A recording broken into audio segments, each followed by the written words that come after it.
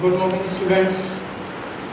मैं आज कक्षा 7 के बच्चों को आर्टिकल के बारे में बताऊंगा।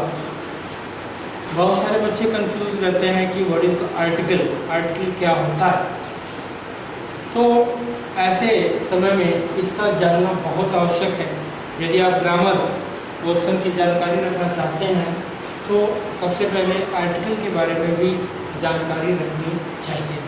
सबसे पहले पूछा जाता है कि how many kinds of article, कहा जाता है कि आर्टिकल कितने प्रकार के होते हैं।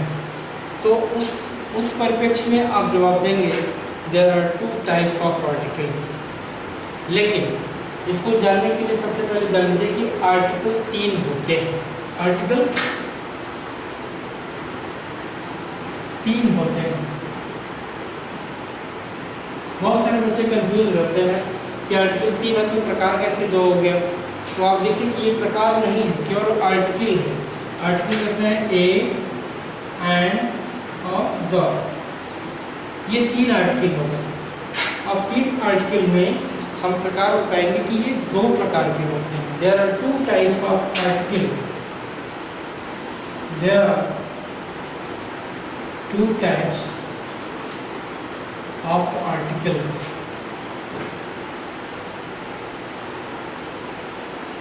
यहाँ पर 2 प्रकार के आर्टिकल होते हैं। पहला है डेफिनेट आर्टिकल।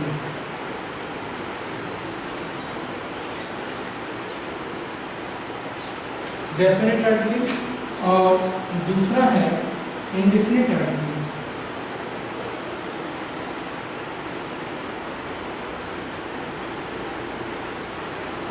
डेफिनेट आर्टिकल का मतलब होता है निश्चित। आर्टिकल और इंडेफिनिट का मतलब होता है अनिश्चित आर्टिकल।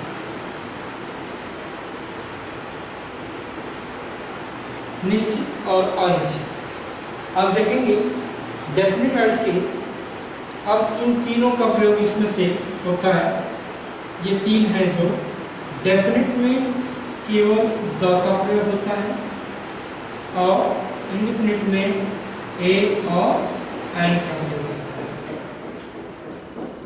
डेफिनेट आर्टिकल में आपको ये जानना होगा कि द का प्रयोग हम कहाँ करते हैं।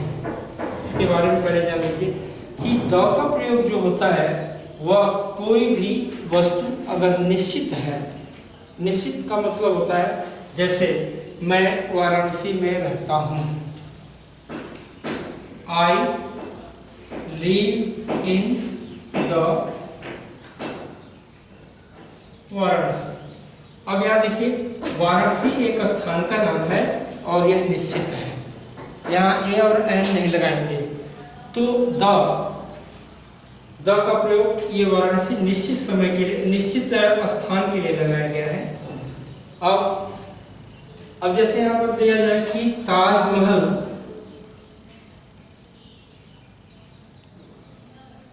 आगरा में है,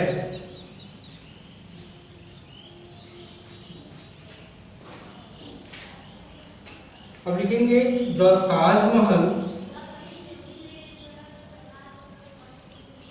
इज इन द आगरा। अब देखिए डेफिनेट यहाँ पर क्या क्या है। ताजमहल निश्चित है, एक वस्तु है, एक आगरा में सिचुएटेड है ताजमहल। तो ये निश्चित है कि ताजमहल को सभी लोग जानते हैं क्या है, एक महल है जिसका नाम ताजमहल है। और आगरा भी डेफिनेट है, निश्चित है, आगरे में सिचुएटेड है। तो यहाँ पर द का प्रयोग किया गया। अब आप देखेंगे और इसी तरीके से जो भी निश्चित चीजें आएंगी उसमें आप जो है द का प्रयोग करेंगे। तो आपको ये सियोरिटी हो गई कि द का प्रयोग कहाँ कहाँ करना है। अब आइए इंडेफिनिट आर्टिकल। इंडेफिनिट अनिश्चित आर्टिकल जो होता है ए और एन का प्रयोग करते हैं। आपने सुना होगा वोवेल और कंसोनेंट्स का नाम सुना होगा। तो वोवेल कितने होते हैं? 5 होते हैं। ए, ई, आई, ओ, यू, ये 5 वोवेल। और टोटल मिलाकर के A to Z में कितने होते हैं? 26 होते हैं। तो उसमें से 5 निकल जाएंगे तो कितना बचा 21। ये क्या होता है कॉन्सोनेंट, ये कॉन्सोनेंट होता है। तो आप देखेंगे कि ए और एन का जो प्रयोग किया जाएगा तो वॉवेल और कॉन्सोनेंट्स को भी ध्यान में रखना होगा।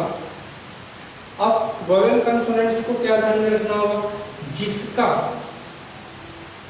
वाक्य इस वॉवेल से शुरू होता है, कोई भी ऑब्जेक्ट है जिसका starting A E I O you से होता है, जैसे तो उसमें हम एन का प्रयोग करते हैं। उसके अलावा जो भी चीज़ें आती हैं उसमें हम ए का प्रयोग करेंगे। जैसे आप देख लीजिए कि राम सेब खाता है, राम एक सेब खाता है, तो क्या हो जाएगा राम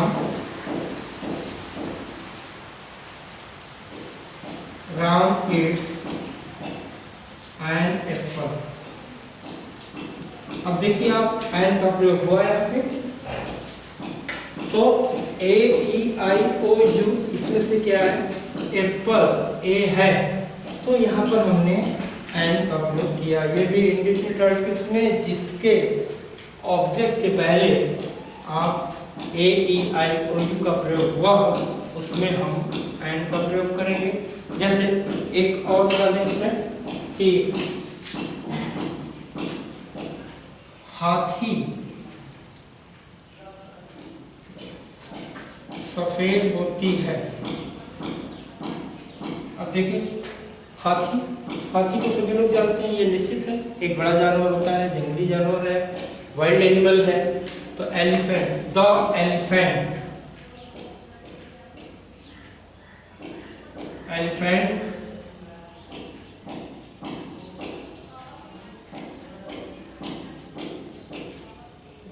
is white,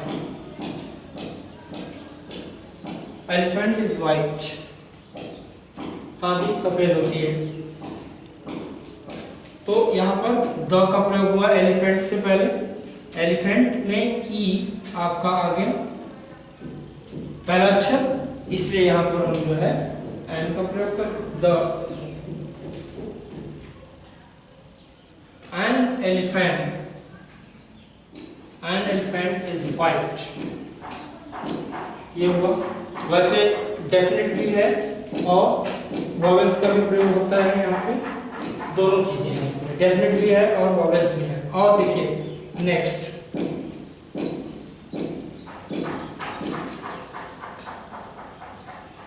राम संतरे खाता है, राम संतरे खाता है, राम इट्स एन ऑरेंज। अब ए ई आई ओ, अब देखिए ओ आया इसलिए एन का प्रयोग किया गया। इस तरीके से जो भी वॉवेल्स के प्रथम अक्षर से ऑब्जेक्ट बनता है उसमें हम एन का प्रयोग करेंगे। अब लेकिन इसमें अब आ गया ए का प्रयोग कहाँ करेंगे, ये देख लीजिए।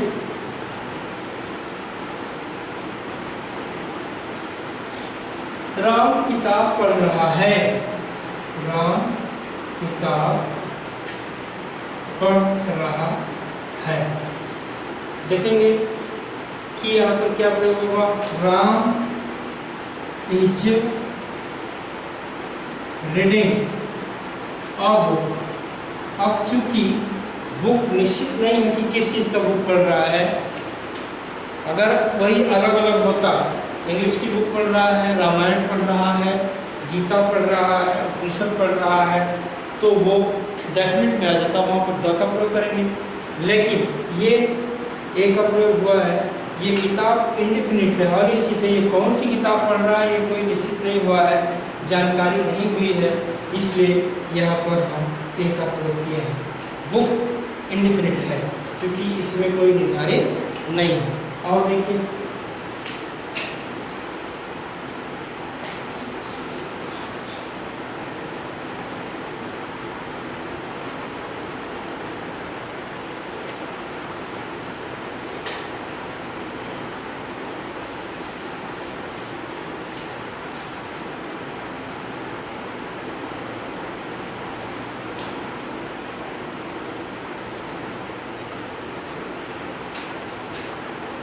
एग्जाम्पल में देखिए, मैं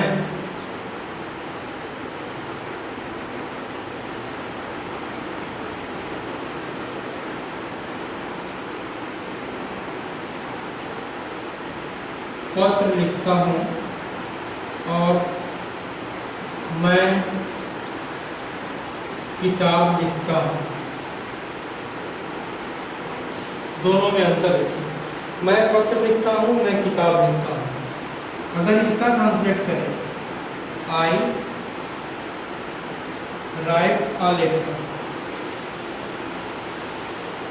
मैं पत्र लिखता हूँ। पत्र जो है कॉन्फिडेंशियल है कि बिजनेस है, कौन सा है, ये पत्र कोई निश्चित नहीं है, इसलिए आपका प्रयोग हुआ। और मैं किताब लिखता हूँ, आई राइट अ बुक, ये भी बुक कौन सा लिख रहा है, कोई डेफिनेट नहीं है, निश्चित नहीं है, इसलिए दोनों में आपका प्रयोग हुआ है। इस तरीके से आपको ए, एन और दी का प्रयोग बताया गया। तो दोनों में ये ए एंड दी का प्रयोग कहाँ कहाँ प्रयोग होता है, इन दोनों को देखते हुए डेफिनेट और इंडेफिनिट का जब भी आप नॉलेज रखेंगे तो ए, एन और दी का प्रयोग हो जाएगा और बहुत इजी वे में हो जाएगा, क्योंकि ये जो आर्टिकल्स हैं ये बहुत मायने रखती हैं। कोई भी आप सेंटेंस लिख रहे हैं या लेटर लिख रहे हैं तो इसका उसमें समावेश होना अति आवश्यक है। अगर आप गलत करते हैं तो वहाँ पर सेंटेंस भी गलत हो सकता है, इसलिए ए, एन और दी का प्रयोग आपकी जानकारी के लिए बहुत ही आवश्यक है। और इस चीज़ को जानने के लिए जब तक आप ये नहीं जानेंगे तब तक आप प्रयोग उसमें नहीं कर सकते हैं। बच्चे क्या होते हैं, बच्चे जो है अपने मन से कहीं पे ए का प्रयोग कर देते हैं, कहीं द का प्रयोग करते हैं, कहीं पर ए का प्रयोग करते हैं और कहीं पर जहाँ पे एन का प्रयोग नहीं होना है वहाँ भी एन का प्रयोग कर देते हैं। तो इस तरीके से जब आपको जानकारी हो जाएगी तो ए, एन और दी का प्रयोग करेंगे। अब इसमें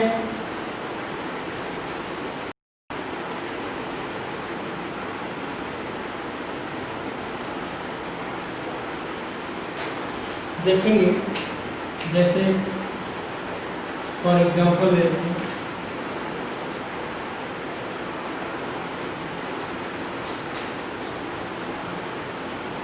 मोहन इतिहास पढ़ता है। अब यहाँ पर देखिए, मोहन इतिहास पढ़ता है तो इतिहास जो है वह निश्चित है, इसलिए यहाँ पर क्या प्रयोग करेंगे, मोहन रीड्स द हिस्ट्री। अब देखिए इतिहास यहाँ पर नाम आ गया इसलिए डेफिनेट हो गया और यहाँ पर द का प्रयोग। इस प्रकार से जब कोई नाम नहीं रहेगा लिखने के लिए तो आप ए और एन में से देखेंगे, लेकिन जब जैसे ही नाम आ जाता है उसमें आप दी का प्रयोग करेंगे। हाँ, आप ये देखना है इसमें एक चीज़ और कि जब आप टेंस पढ़ते हैं, टेंस में हमने आपको बताया भी है, तो वहाँ भी टेंस में इसका विशेष महत्व है। इसके साथ साथ ए एंड डी को देखते हुए आपको उसमें बताया गया है नियम में कि आप कहाँ पे किस वर्ब में यस और ईएस का प्रयोग करें, यस या ईएस का प्रयोग करते हैं। तो आपको यस और ईएस प्रयोग करने के लिए ये देखना होगा कि जो हमारा वर्ब है, वर्ब का लास्ट वर्ब का लास्ट वर्ड जो होता है वो क्या है। लास्ट वर्ड में आप अगर कॉन्सोनेंट्स आता है तो उसमें यस का प्रयोग करेंगे। अगर वॉवेल आता है तो ईएस का प्रयोग करेंगे। ये भी आपको अच्छी तरीके से ध्यान में होना चाहिए। तो इस तरीके से आर्टिकल और यस का प्रयोग आपको बताया गया। इसको विजुअल तरीके से आप जब देखेंगे तो आपको अच्छी तरीके से समझ में आएगा। और इसको आप गहन अध्ययन करेंगे तो हमेशा के लिए आपके दिमाग